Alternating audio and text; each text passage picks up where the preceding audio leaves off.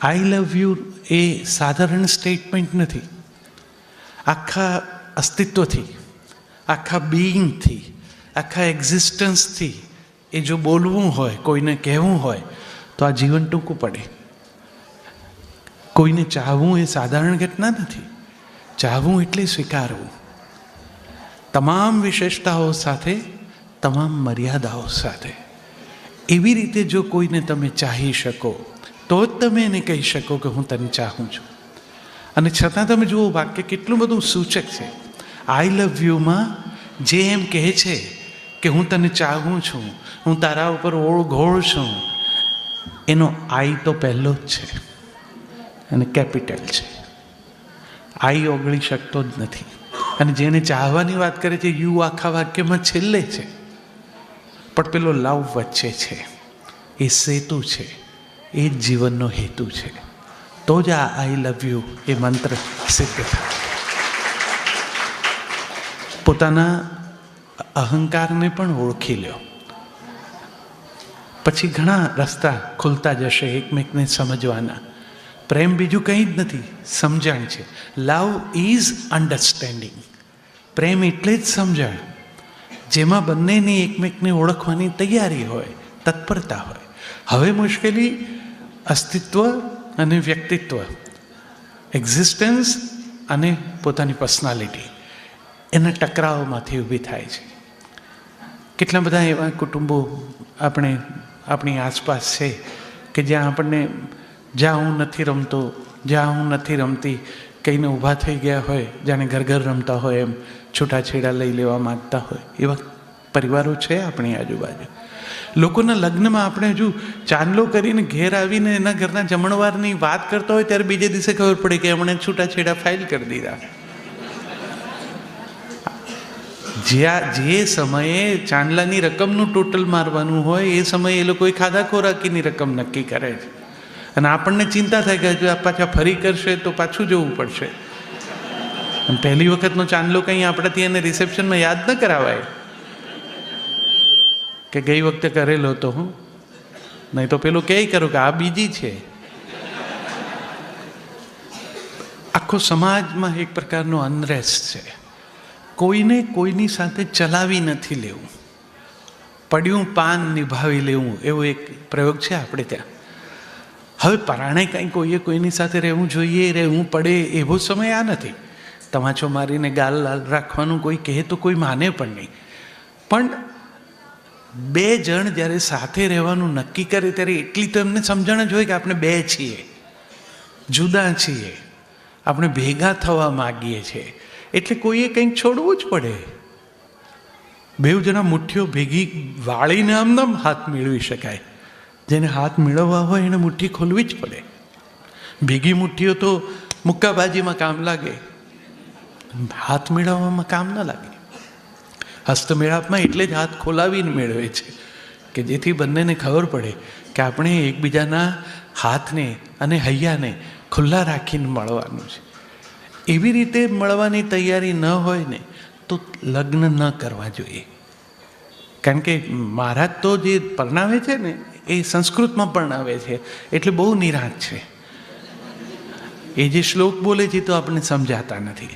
અને જો એ ભાષાંતર કહે અને આપણે થોડા મેં કીધું એમ હૃદયથી પ્રામાણિક હોઈએ તો કદાચ ચોરીમાંથી ઊભા થઈ જઈએ.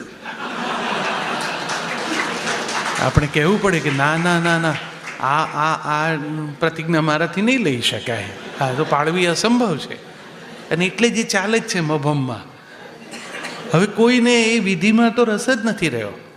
મોટા શહેરોમાં તો બધું બાકીનામાં જ નાટકમાં જ રસ છે. એ જાન જોડીને આવવું ને બારણામાં વરરાજાને ઊંચો કરે ને વહુવારુંને ઊંચા કરે ને એકબીજાને હાર પહેરાવવામાં જેટલી તકલીફ પડે એનો અનુભવ કરાવે ને ચોરીમાં ફરે એટલે ફૂલ એટલા જોર જોરથી મારે ને બધું ઝડપથી પૂરું કરો, ઝડપથી પૂરું કરોમાં જ. કારણ કે બધાનું લક્ષ્ય પછી રિસેપ્શનમાં જ હોય. જો ઝડપથી જ પૂરું કરવું હોય, કેટલાક વરરાજાના ભાઈબંધ તો ગોર મહારાજને કહે પણ છે કે થોડુંક વધારે લઈ લ્યો દક્ષિણા, પણ ઝટ પતાવો. ટાઇટલ ક્લિયર બાબતે કેટલી ચોકસાઈ કરો છો, 5 ઠેકાણે પૂછો છો, 1-2 વકીલની સલાહ લો છો, સરકારના ખાતામાં જઈને ચોપડામાં 7/12 ઉતારાય જોઈ આવો છો, બધું ચોખ્ખું છે તો આ લઈએ. તો એક જમીનનો ટુકડો લેવામાં જો આટલી ચોકસાઈ કરતા હો, તો જેની સાથે જોડાવાના છો એનું પ્રત્યે જે તમારો ભાવ હોવો જોઈએ, એ જે ચોકસાઈ હોવી જોઈએ, એ જે પ્રતિજ્ઞાઓ કરાવે છે એ વિશેની સ્પષ્ટતા હોવી જોઈએ. એવું કેમ નથી? એમાંય ઉતાવળ, એમાંય ઝટ. અને આ ઝટનું એટલું બધું ચાલ્યું છે કે હવે પેલા પરણાવે છે ને એ ગૌર મહારાજ બિચારા સાયકલમાંથી મોપેડ્સ કે કાઇનેટિક સુધી માંડ પહોંચ્યા છે, પણ છૂટાછેડાની કન્ફર્મ ગેરંટી અપાવે છે વકીલો પાસે ગાડીઓ છે. સમાજને શું જોઈએ છે એ બહુ મોટો પ્રશ્ન છે. ભેગા થવા માટે કે છૂટા થવા માટે આ લગ્નો છે. દાંપત્ય સાથે રહેવાના આનંદનો વિષય છે. અને એ તો જ થાય જો બંને એકમેકને સમજવા માટે થોડા મોકળા મને તૈયાર થાય. એ આખી વિધિ એની જ છે. એ બધા શ્લોક તમને કેવી રીતે સાથે હોવું અથવા તો સાથે હોવું એટલે શું એ સમજાવે છે. લાડો લાડી જમે રે કંસાર, સંસાર કેટલો મીઠો લાગે રે. એ લગ્ન ગીત તો મજાનું ગવાય છે. એમાં તમે જુઓ કે 4 કોળિયા એ વર ભરાવે છે પબ્લિકલી પહેલાં પોતાની પત્નીને. અહીંયા હાજર છે એ દંપતીઓ પોતે જ પોતાનો આ વિચાર કરીને કરે કે ક્યારે છેલ્લા આવા કોળિયા ભરાવેલા. મને ખાતરી છે કે અત્યારે જતા જ ઝઘડા થાય. કેટલાક તો સવારના સુધી રાહ જુએ કે ના તમે આવું, હું તો મહેંદી મુકાવું છું ત્યારેય નથી જમાડતા તમે. હવે જે કોળિયા જમાડે છે ને એ બહુ સૂચક છે. એ જે પતિ પત્નીને કોળિયો જમાડે છે તે પબ્લિકલી એ જાહેરાત કરે છે કે હવે તારા યોગક્ષેમની ચિંતા મારી છે, હવે એ ધ્યાન હું રાખીશ. એવું કહેવાનું જરાય એમાં અર્થ નથી હા કે દીકરીઓ ઓછી મહત્ત્વની છે કે પગભર ન હોય, એવું નથી.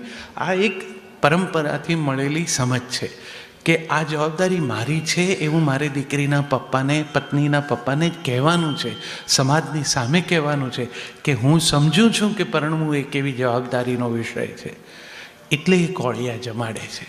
અને કોળિયા જમાડે છે ત્યારે જે સંસ્કૃતમાં બોલાય છે એમાં એમ કહે છે કે આ પહેલો કોળિયો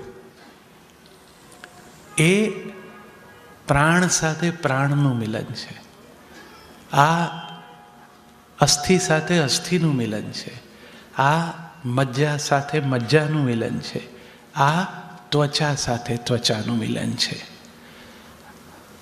ત્વચા સાથે ત્વચાનું એટલે કે બાહ્ય આકર્ષણનું મહત્ત્વ આપણી લગ્ન વ્યવસ્થાએ સ્વીકાર્યું છે, પણ સાવ છેલ્લે એને જગ્યા આપી છે. પહેલાં તો પ્રાણ સાથે પ્રાણનું મળવું જોઈએ. એ જો શક્ય હોય, એ જો બને એવું હોય અથવા એ માટે મારી તૈયારી હોય તો હું આ ત્વચાના મિલન સુધી આગળ વધું. બાકી આ મિલન મૂળ પ્રાણ સાથે પ્રાણનું છે. 2 જણા જે ચાલે છે ચોરીમાં, ત્યારે જે 4 ફેરામાં 3 વખત પુરુષ આગળ છે, 1 વખત સ્ત્રી આગળ છે. જો આ આપણી સમજણ એવું કહ્યું છે કે ધર્મ, અર્થ અને કામ આ 3 બાબતમાં આપણે એકમેકની સાથે રહીશું. મોક્ષનો જે ફેરો છે એ દરેકનો વ્યક્તિગત છે. એ તમારા કર્મોને આધારિત થવાનો છે. એમાં કોઈ કોઈને મદદ નહીં કરી શકે. એટલે ત્યાં વ્યક્તિત્વનો મહિમા છે, અસ્તિત્વનો મહિમા છે. સાથે હોવું એટલે શું છે એ બધું સ્પષ્ટ થઈ જાય છે એક લગ્નની વિધિમાં. એટલે જ 7 પગલાં સાથે ચાલો. ત્યારે 7મા પગલાંની પ્રતિજ્ઞા એવી છે, સખા સપ્તપદી ભવ. 7 પગલાં સાથે ચાલીને આપણે એકમેકના મિત્ર થયા. ભારતીય લગ્ન જીવનની આ જે કંઈ સમજ છે, એનું જે ચિંતન છે એ પરદેશના ચિંતનથી પહેલાંનું છે. આપણે ત્યાં હવે લોકો પશ્ચિમ તરફ ભાવથી જોયા કરે છે, એમ કે ત્યાં હસબન્ડ વાઈફની રિલેશનશિપ બહુ એમાં ફ્રેન્ડલી હોય છે.